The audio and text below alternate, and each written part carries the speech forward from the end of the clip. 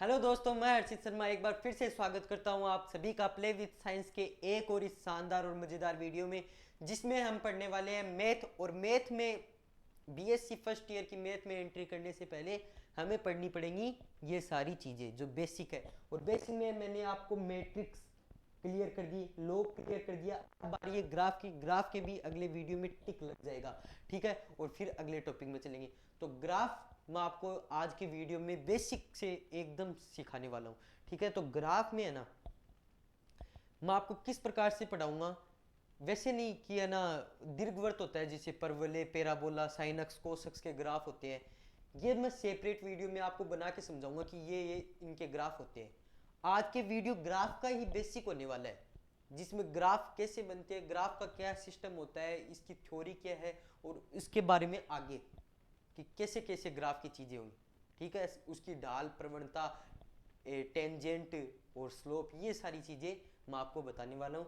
तो इस वीडियो के अंत तक बने रहिए। छोटा सा वीडियो होने वाला है पर बेहद ही फायदेमंद है ये आपके बेसिक्स के लिए, ठीक है। तो बने रहिए इस वीडियो के अंत तक। और देखिए, अब हम देखते हैं, डायरेक्ट आते हैं वक्र अनुरेखण यानी ग्राफ। वक्र मतलब ग्राफ और अनुरेखण यानी बनाना, ग्राफ को बनाना इस वीडियो में। तो देखो, ये क्वाड्रेंट है, ये तो आपको पता ही होगा, ठीक है। ये कौन सी है? X axis. ये क्या है? वाई एक्सिस, ठीक है। एक्स एक्सिस किसे बोलते हैं?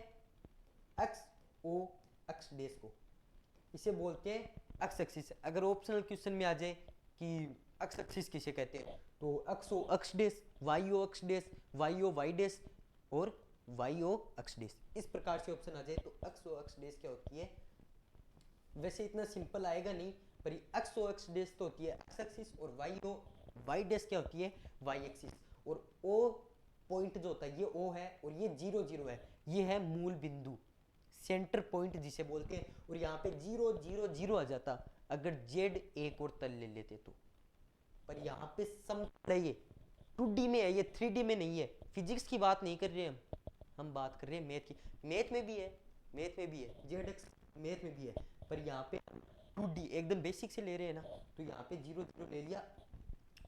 ग्राफ आया कहाँ से? ग्राफ की कहाँ जरूरत पड़ी, किस चीज़ में जरूरत पड़ी? बेसिक से ले रहे हैं ना। तो ग्राफ की खोज की थी फ्रांसीसी मैथमेटिशियन। फ्रांसीसी मैथमेटिशियन कौन था? Rene Descartes. इसको लगा कि ऐसी कोई चीज़ होनी चाहिए जो हमारी पोजीशन बता दे 2D में, ठीक है। 2D की खोज की थी उन्होंने, 3D की किसी और नहीं की थी, या फिर उन्होंने पता नहीं। पर आप देख सकते हो, रेने डेकार्ट ने इनकी खोज की थी ग्राफ की। और ग्राफ से अब कितनी चीज़ें हो रही है, कितनी कैलकुलेशन हो रही है, कितनी और बाकी चीज़ें हो रही है ग्राफ से। इंजीनियर पूरे आधे पूरे नहीं, आधे रहते हैं इसके ऊपर निर्भर, ग्राफ पर, कि कौन सा ग्राफ कैसे। और कोई चीज़ों को शेप भी ग्राफ से दी जाती है, वो आगे की चीज़ें इंजीनियर लेवल की चीज़ें हो, ठीक है। तो ग्राफ है ना, ग्राफ की खोज की थी रेने डेकार्ट ने। आप सोच सकते हो कि उस टाइम पर मैथ कहाँ थी? मैथ थी नहीं उस टाइम पर। धीरे धीरे ग्राफ आया, धीरे धीरे डिफ्रेंशिएशन की खोज हुई, धीरे धीरे जीरो की खोज हुई, धीरे धीरे इंटीग्रेशन आया, तब मैथ बनी धीरे धीरे। और वो मैथ की लोगों पर निर्भरता भी बढ़ी, ठीक है। तो आज हम मैथ पढ़ रहे हैं और इस ग्राफ का अध्ययन कर रहे हैं। तो ग्राफ का बेसिक क्या होता है वो आज आप इस वीडियो में जानने वाले हो, ठीक है। तो पहले तो मैं बता देता हूँ इसे क्या बोलते हैं मैथ में। इसे हम बोलते हैं, देखिए,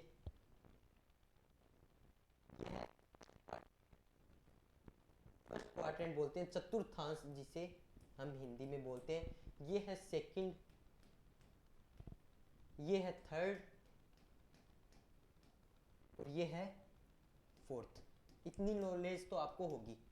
अब हम जब ट्रिग्नोमेट्री या अगले सेमेस्टर में, इस बार आपके सिलेबस में ट्रिग्नोमेट्री नहीं है, तो उसमें हम वो डिग्री रेडियन वाला कॉन्सेप्ट भी सीख लेंगे।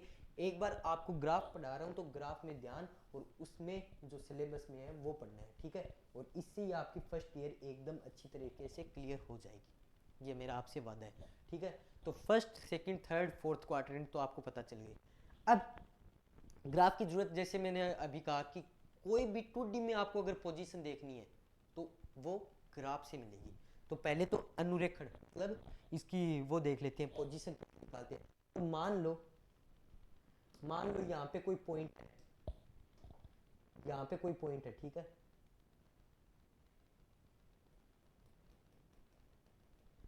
पे कोई पॉइंट है और हमें मूल बिंदु से इसकी दूरी देखनी हो, चाहे इसकी पोजीशन देखनी हो 2D में कहाँ पे है, तो उसके लिए लंबवत y एक्सिस पे घेर दो, ठीक है, परपेंडिकुलर y एक्स पे घेर दो और परपेंडिकुलर x एक्स पे घेर दो और जहां ये मिले वही इसके क्या है, निर्देशांक, जिन्हें पॉइंट बोलते हैं, ठीक है, वो है।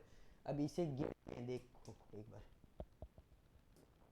इसे लंबवत घेरते हैं, ये इसे ऐसे डाला, ये इसे ऐसे डाला, ठीक है, तो हमारा पॉइंट कैसे मिल जाएगा, क्या होगा, ये जो पॉइंट मिला ये पॉइंट क्या होगा हमारा, ये पॉइंट होगा, पहले अक्ष अक्ष का लिखते हैं, ये क्रम की पालना करता है, इसका पॉइंट आप लिख सकते हो। ग्राफ हमेशा क्या होता है, अक्ष अक्ष की दूरी लिखी जाती है पहले, फिर वाई एक्सिस की दूरी लिखी जाती है, कभी भी वाई पहले नहीं लिखा जाता, पहले हमेशा अक्ष अक्ष की दूरी लिखी जाएगी और फिर वाई एक्स की, और इसी से हम डिस्प्लेसमेंट, दूरी, ये बाकी चीजें निकालते हैं। तो अक्ष अक्ष से जीरो से दूरी कितनी है, 4, तो पहले हम लिखेंगे 4, और उसके बाद में वाई एक्स में जीरो से दूरी कितनी है, 3, तो उसके बाद में 3, हमेशा अक्ष वाला पहले आएगा, वाई वाला बाद में आएगा, क्रम गुणित नियम की पालना करते हैं, ठीक है, ओके, ये चीज आपकी हो गई क्लियर। ये कोई पी पॉइंट मान सकते हो आप और कर सकते हो, ये मतलब 4 3 हो गया, ये कोई पॉइंट है पी, ठीक है, ये आप ऐसे पोजीशन निकाल सकते हो, तो इस चीज के काम में आई। अब धीरे धीरे मैं जैसे जैसे आगे पढ़ाता जाऊंगा आपको और भी मजा आने वाला है इस वीडियो में, ठीक है, इतना तो आपको पता चल गया। अब इन पे कोई मतलब ऐसे रेखा बना दे, कोई क्वाड्रेंट है, यही मान लो यही है, और इसे हम एक बार इरेज कर देते हैं, ठीक है, पॉइंट के बारे में हमने डिस्कस कर लिया कि इसकी वो कैसे देखते हैं, ठीक है, पोजीशन। अब हम डिस्कस करने वाले हैं कि इसमें कैसे रेखा बनाई जाती है, मतलब कोई भी वक्र खींचा जाता है, वो हम इसमें हम देखने वाले हैं। अब ध्यान देना जरा, ठीक है, कोई भी वक्र हो जैसे, ठीक है, सरल रेखा हो, परवलय हो, दीर्घवृत्त हो, पैराबोला, स्ट्रेट लाइन और सर्किल हो, चाहे, ठीक है, चाहे हाइपरबोला हो, चाहे कुछ भी हो, कोई सा भी हो, ठीक है, वो कैसे निकालते हैं, वो इन पॉइंट की मदद से निकालते हैं।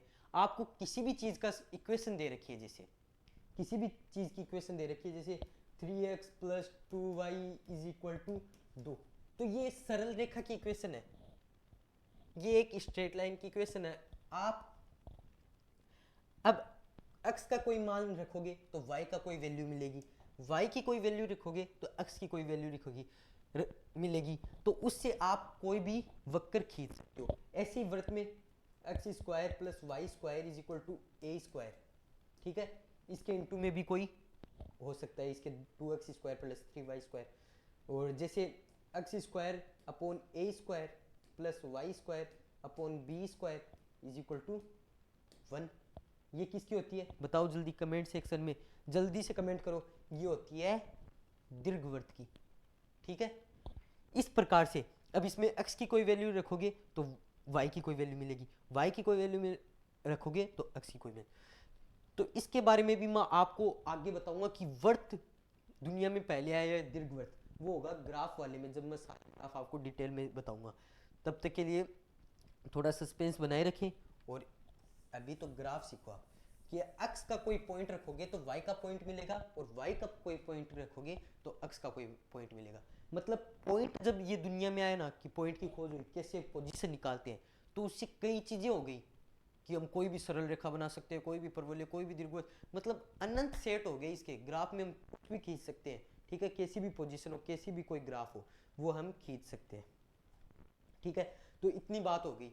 अब हम बात करते हैं स्लोप की, टेंजेंट की, ठीक है, ढाल जिसे हम बोलते हैं। तो देखिए ढाल इंग्लिश में क्या बोलते हैं, स्लोप, इसकी अलग अलग बताऊंगा मैं कि ये अलग अलग फॉर्मूले किस प्रकार से होते हैं, इसके फॉर्मूले नहीं, वैसे कॉन्सेप्ट है, आपको ध्यान में रखना है, ठीक है। अब मैं एक बार इसको भी रफ कर रहा हूँ, इसको क्यों कर रहा हूँ, ठीक है पड़ा रहने दो। x मान लो इसे एक बार, और x डेज है, ये y मान लो, ये y डेज है, ठीक है हो गया। अब कोई एक बार ये पॉइंट इग्नोर कर दो, मैं ऐसे ही बता रहा हूँ आपको, ये लाइन ले लेते हैं ऐसे ही कुछ,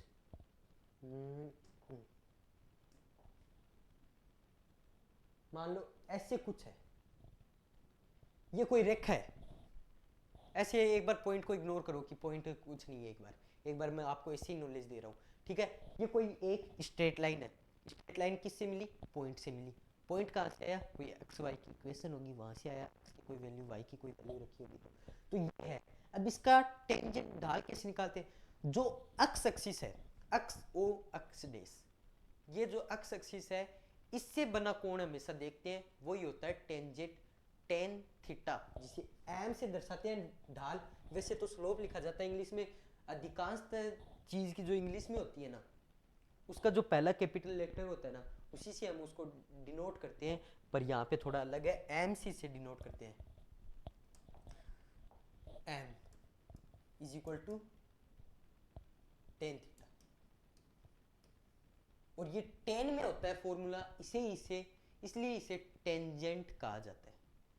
आप समझ गए, आप सोच रहे होगे इस अकेली चीज के इतने कैसे नाम है, ढाल, प्रवणता और टेंजेंट, स्लोप, ये पर्यायवाची शब्द है, ठीक है।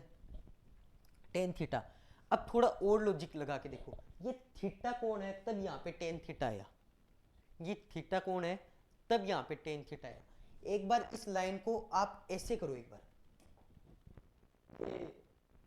मतलब इस लाइन को ऐसे घुमा दो एक बार, ठीक है ऐसे घुमा दो, और ऐसे घुमा दिया और यहाँ पे आ गई, मतलब ये अब क्या हो गई, ये इसकी एक स्पेशल कंडीशन हो गई, जैसे मैंने उसमें बताया था आपको, कौन से में, मैट्रिक्स में, कि एक से एक जैसे इंसान को जरूरत पड़ी स्पेशल कंडीशन बनाते गए, ठीक है। तो इसे हमने ऐसे कर दिया ना, अब एक्स एक्सिस से कोण कितना है इसका, अब एक्स एक्सिस से इसका कोण 0 डिग्री माना जाएगा, मतलब ये एक्स एक्सिस पे ऐसे के ऐसे उठा के आप रख सकते हो, और 0 डिग्री इसका कोण है, ठीक है। तो अब थीटा की जगह हम 0 डिग्री रख देंगे, और टेन 0 डिग्री की वैल्यू होती है 0, ठीक है, टेन 0 की वैल्यू होती है 0। यहाँ पे अगर हमने theta is equal to 0 degree, theta is equal to 0 degree रखा, तो क्या आया, एम इज इक्वल टू भी 0 ही आ गया, मतलब आप एक्स एक्सिस लोगे तो आपको स्लोप क्या मिलेगी, 0 मिलेगी। अब आपको ऑप्शनल क्वेश्चन में ऐसे डायरेक्ट पूछ सकता है घुमा के क्वेश्चन कि एक्स एक्सिस की स्लोप कितनी होती है, अब आप तो ऐसे करोगे कि एक्स एक्सिस की क्या स्लोप होती है, अक्स का तो कोई इक्वेशन ही नहीं होता, अक्स का क्यों कोई इक्वेशन नहीं होता, अक्स का इक्वेशन होता है एक्स एक्सिस का y इज इक्वल टू 0, और इसका होता है x इज इक्वल टू 0। यहाँ पे मान लो कोई पॉइंट है, आपको एकदम डिटेल में बता रहा हूँ बेसिक से, ये कोई पॉइंट है, ठीक है, इसे क्या बोलेंगे हम, पहले एक्स एक्सिस का लिखेंगे, एक्स एक्सिस में ये कहाँ पे है, और y एक्सिस में कहाँ पर है, ये 0 पर ही बैठा है, ठीक है। तो 3 0 इसका पॉइंट हुआ, 3 0 पॉइंट हुआ एक्स एक्सिस पर, इसका मतलब ये देखो y वाला 0 है, तो इसे हम y इज इक्वल टू 0 बोल सकते हैं, यहाँ पे भी होगा, यहाँ पे भी होगा, यहाँ पे भी होगा, इस लाइन पे तो y इज इक्वल टू 0 ही रहेगा ये।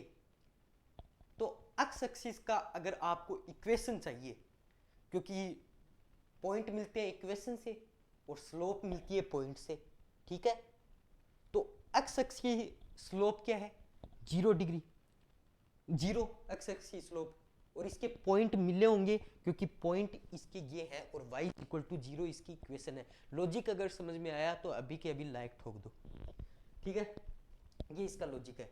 अब अगर मैं m इक्वल टू 0 आ गया, अब मैं अगर इसे ऐसे घुमा दूं पूरा, ऐसे नहीं, थोड़ा देखना, ठीक है, ऐसे घुमा दूं, एकदम खड़ा कर दिया, अब ये किसके तो पैरेलल होगी और किसके परपेंडिकुलर होगी, बताओ, ये y एक्सिस के समांतर होगी और x एक्सिस के परपेंडिकुलर होगी। ध्यान से समझना, अभी जो मैं 4 बातें बताऊंगा ना आपको, वो एकदम कंठस्थ कर लेना, एकदम लॉजिकल है, ठीक है। वाई एक्सिस के समांतर होगी, तो अब यहाँ पे थीटा इज इक्वल टू क्या आएगा, ये तो थी पहली कंडीशन, ये तो थी पहली कंडीशन, और second condition theta is equal to 90 degree, क्योंकि हम तो हमेशा एक्स एक्सिस से ही कोण देखते हैं, एक्स एक्सिस से कितना कोण बना रहा है, 90 डिग्री, एक्स एक्सिस से स्लोप देखते हैं हम, ठीक है, तो एक्स एक्सिस से 90 डिग्री का कोण बना रहा है, तो 90 डिग्री आ गया, तो एम की वैल्यू क्या आ गई, 90 डिग्री रखा तो एम की वैल्यू आ गई इनफाइनाइट। मतलब आपको अगर ऐसे पूछ ले कि वाई एक्सिस के समांतर कोई रेखा है, वाई एक्सिस के पैरेलल कोई रेखा है, तो इसकी क्या होगी, m is equal to infinite, मतलब अनंत। आपको ऐसे भी पूछ सकता है वाई एक्सिस की स्लोप क्या होगी, तो इनफाइनाइट, क्योंकि वाई एक्सिस का इक्वेशन क्या होता है, एक्स इज इक्वल टू 0, यहाँ पे हर पॉइंट पे एक्स तो 0 रहेगा ही,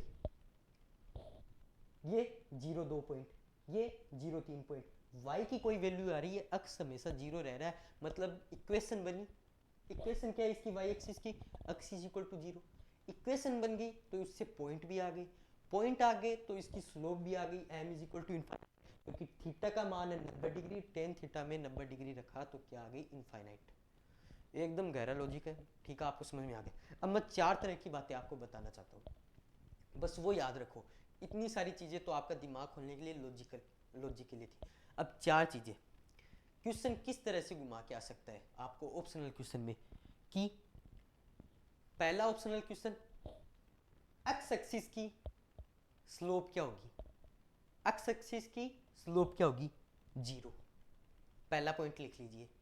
वाई एक्सिस की स्लोप क्या होगी, नहीं इस प्रकार से लिखिए, एक्स एक्सिस के पैरेलल कोई लाइन है उसकी स्लोप क्या होगी, 0, वाई एक्स के पैरेलल कोई लाइन है उसकी स्लोप होगी इनफाइनाइट, एक्स एक्स के परपेंडिकुलर कोई लाइन है, तो आपको सोच लेना है एक्स एक्स के परपेंडिकुलर लाइन दे रखी है क्वेश्चन में, तो वो क्या हुई, वाई एक्स के पैरेलल हुई, वाई एक्स के पैरेलल हुई तो वाई एक्स के पैरेलल हुई तो इनफाइनाइट।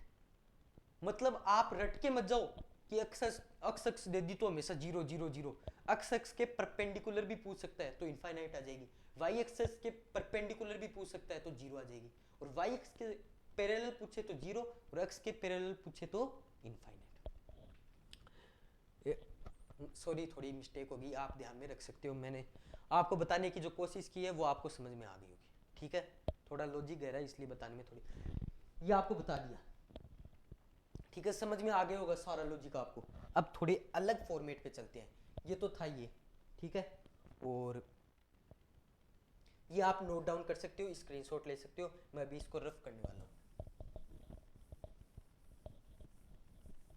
ठीक है। ये तो थीटा से, ये तो थीटा से डाल निकाल सकते हो, किसमें, जब ये लाइन हो, ठीक है।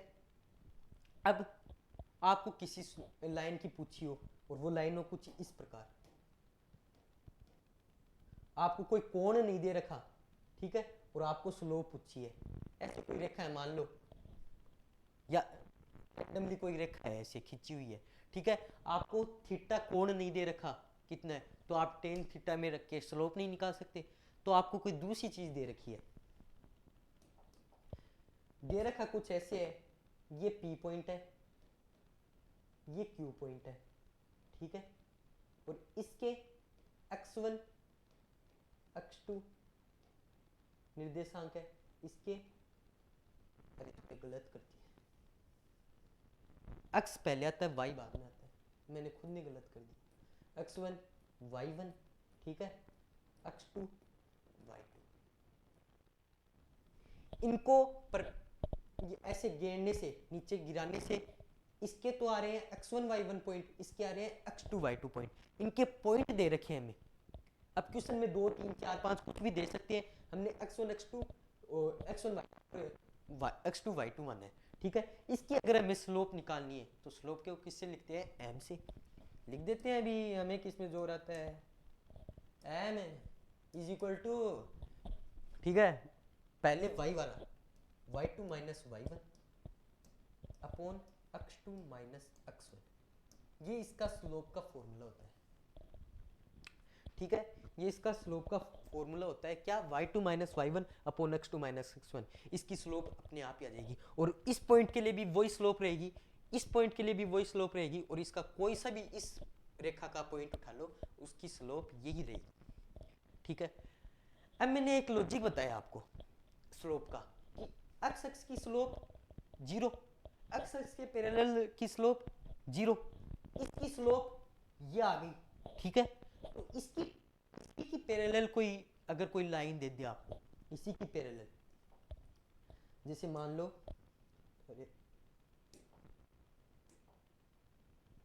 इसी की पैरेलल ये लाइन दे दी आपको, तो मैं ये क्या बोल सकता हूं, आपको क्वेश्चन में ऐसे पूछा हो कि इसकी स्लोप ये आ गई, ठीक है। इसके पॉइंट दे रखे हैं आपको और आपने स्लोप निकाल ली इस रेखा की, तो मैं ये क्या बोल सकता हूं क्या, जैसे एक्स की वो लगाई थी मैंने कंडीशन, इसकी समांतर जो ये है इसकी भी स्लोप यही होगी। इसके मान लो कुछ भी आया है m is equal to something कुछ x आ गया, इसकी वैल्यू है स्लोप की वैल्यू, तो m is equal to x slope की वैल्यू इसके समांतर होगी, इसके समांतर वाली की भी यही स्लोप की वैल्यू होगी। मैं ये कहना चाह रहा हूँ, समझ में आ रहा है क्या, समझ में आ रहा है तो लाइक ठोको और कुछ नहीं, समझ में आ रहा है इसका मतलब लाइक ठोको, और समझ में आ रहा है तो सब्सक्राइब करो, बस यही है नियम दुनिया का, ठीक है। तो ये इसकी स्लोप की होगी, ये सेकंड चीज़ है आपको जो पढ़नी है। फर्स्ट चीज़ मैंने ये बता दिया आपको, और वो मैंने इरेज कर दिया, अच्छा आपने तो स्क्रीनशॉट ले ही लिया होगा। ये दूसरी स्लोप दूसरी तरह की बता दी। अब तीसरी तरह की, इसे भी मैं इरेज कर रहा हूँ, ठीक है। आपको अगर कॉन्सेप्चुअल लग रहा है ना वीडियो तो बस और कुछ नहीं करना, लाइक ठोकना बस, ठीक है। अब तीसरी चीज इसके व्यापक रूप, बड़े रूप, विस्तृत रूप, ठीक है, वो देखेंगे आप। ऐसी इक्वेशन आ जाए कोई, आपको न पॉइंट दे रखा हो न थीटा दे रखा हो, आपको इसकी इक्वेशन दे रखी है, आपको इसकी इक्वेशन दे रखी है ax plus by is equal to C. ये तीसरा फॉर्मेट है, ये इसकी इक्वेशन दे रखी है, मान लो इस लाइन की इक्वेशन है, इसे मैं इरेज कर देता हूं, इसे ऊपर वाली को, ठीक है। ये कोई इक्वेशन दे रखी है। अब आपको अगर आलस आ रहा है, आप इसका पॉइंट नहीं निकालना चाहते x को 0 करके y को 0 करके, तो आप डायरेक्ट क्या करो, मैं बता रहा हूं इसका डायरेक्ट फॉर्मूला, विस्तृत रूप यानी बड़ा रूप आसानी से कर सकते हो।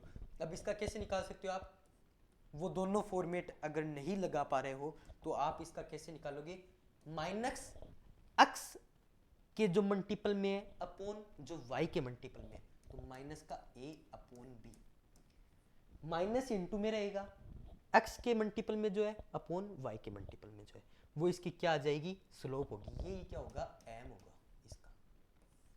समझ में आ गया, ये चीज समझ में आ गई, ये भी लिख लीजिए। चौथी चीज भी मैं आपको बता देता हूं, डायरेक्ट ये फॉर्मेट आ जाए y is equal to M X plus C. ये फॉर्मेट दिख गया आपको, ये फॉर्मेट अगर आपको दिख गया, ऐसे कुछ भी रेंडम एग्जांपल ले लो आप, जैसे y is equal to 3x plus C, ये आपको एग्जांपल मिल गया। ये इस रूप का तो दिख नहीं रहा, ax plus B Y is equal to C, इस तरीके से नहीं दे रखा, इस तरफ आएगा तो ये माइनस में हो जाएगा, ठीक है। 3x इस तरफ आएगा तो माइनस में हो जाएगा, तो ये फॉर्मेट हो गया y is equal to M X plus C का। ये फॉर्मेट देखते ही डायरेक्ट जो ये है ना, मतलब ये m दे रखा है और इसे क्या मानते हैं हम, डाल। ये फॉर्मेट भी आपको क्लियर हो गया, ठीक है। इस ऐसी इक्वेशन आ जाए जो डायरेक्ट इसके रूप की हो, वो x के गुणा में जो दे रखा है वही होगा, ठीक है। और इसमें माइनस एक्स का गुणांक अपॉन y का गुणांक। अब आपको इसमें भी कॉन्सेप्ट दिखा दूं क्या, गणितज्ञों को जहां जहां जरूरत पड़ी कि आसान और बना दी चीजों को, वैसे वैसे आगे बढ़ते गए। अब इस चीज में भी मैं आपको दिखा देता हूं, इसमें भी चाहिए आप फॉर्मेट लगा सकते हो, माइनस एक्स का गुणांक अपॉन y का गुणांक, ठीक है। तो माइनस एक्स का गुणांक क्या है 3, अपॉन y का गुणांक इस तरफ आएगा तो माइनस 1, माइनस से माइनस गया 3 आ गया, बस ये लॉजिक है इसमें भी, क्योंकि y इस तरफ आएगा तो माइनस का होगा, है और c इस तरफ आएगा तो माइनस का c हो, चाहे कांस्टेंट तो कांस्टेंट रहता है, तो माइनस का m अपॉन माइनस का 1, तो क्या हुआ m बचा, m इज इक्वल टू 3 बचा, तो ये देखो आ गया। मतलब फॉर्मेट वही है, यही है, यही फॉर्मेट ये है, बस इसे थोड़ा डायरेक्ट आप m इज इक्वल टू 3 लिख सकते हो। तो 3-4 फॉर्मेट हो गए। अब पांचवा फॉर्मेट देख लेते हैं। बस एकदम कॉन्सेप्ट से रटने की जरूरत ही नहीं पड़ रही है आपको, ग्राफ के बारे में सब कुछ बता दूंगा मैं आपको, जरूरत ही नहीं पड़ी, मौज करो। ठीक है, अब पहले वो इक्वेशन लिख लेते हैं। पहले ax plus B Y is equal to C, क्योंकि जो पांचवा पार्ट होने जा रहा है वो इसी से मिलता जुलता है। ठीक है, x upon a plus y upon b, ये स्मॉल में ले लेते हैं, x upon a plus y upon b is equal to 1। अब आपको इसमें अंतर दिख रहा होगा, पर मेरे को तो नहीं दिख रहा, अभी 2 मिनट बाद आपको भी नहीं दिखेगा। कैसे नहीं दिखेगा? ax plus B Y is equal to C formula दे रखा है, ये फॉर्मूला दे रखा है। ठीक है, एक बार आप ऐसे करके देखो, यहाँ पे एलसीएम लेके देखो क्या हुआ, x b plus y a is equal to a b. ये भी तो कांस्टेंट ही है, ये कोई चर कोई वेरिएबल थोड़ी ना, ये भी तो कांस्टेंट ही है। तो मैं ये लिख सकता हूँ क्या, c is equal to a small b, बस वही चीज इसके बराबर दे रखी है। यहाँ पे small a small b constant के रूप में, यहाँ पे capital A capital B, capital A capital B भी आप यहाँ पे मान सकते हो। बस वो का वो फॉर्मेट है। यहाँ पे भी अगर आप लगाओ तो माइनस एक्स का गुणा बटा वाई का गुणा। ठीक है, माइनस एक्स का गुणा क्या है, माइनस बी अपॉन ए, ये फॉर्मूला लग गया। ठीक है, क्योंकि प्लस में दे रखा, माइनस में देता तो डायरेक्ट जो x का गुणांक था वो आ जाता y is equal to M X plus C, पर यहाँ पे देखिए x का गुणांक अपॉन y का गुणांक। ठीक है, तो बस यहाँ पे ये चीज नहीं दे रखी, यहाँ पे बता रखा है कि ये फॉर्मूला जाए ना, ये आ जाए, तो आपको ऐसे कैलकुलेशन करने की जरूरत नहीं, डायरेक्ट ये याद रखो आप, माइनस बी के लगा देना अपॉन में ए जो डिवाइड में दे रखी है।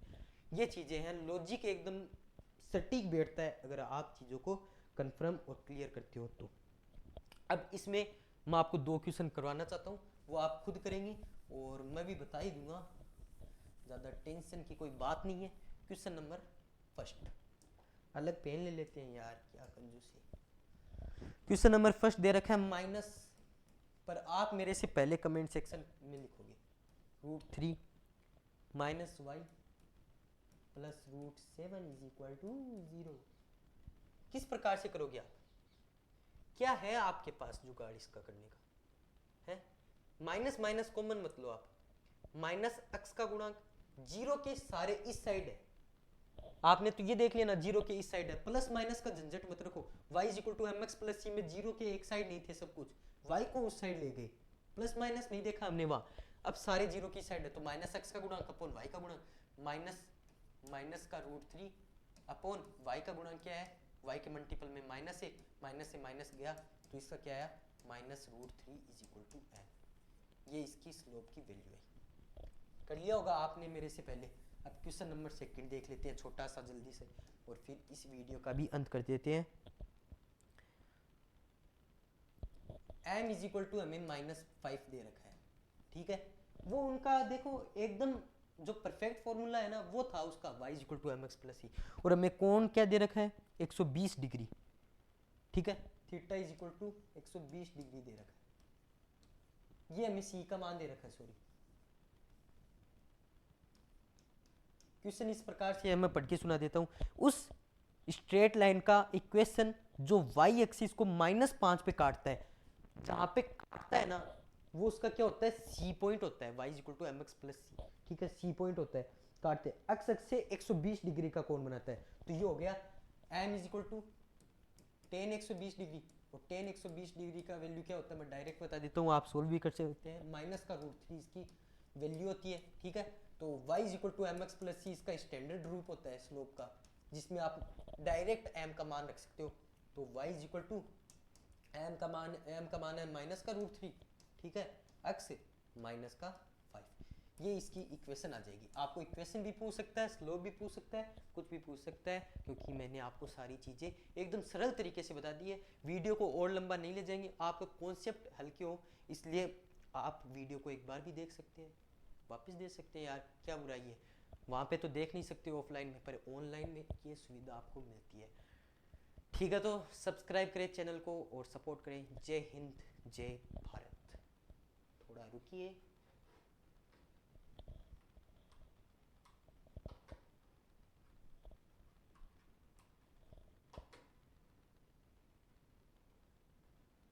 ओके।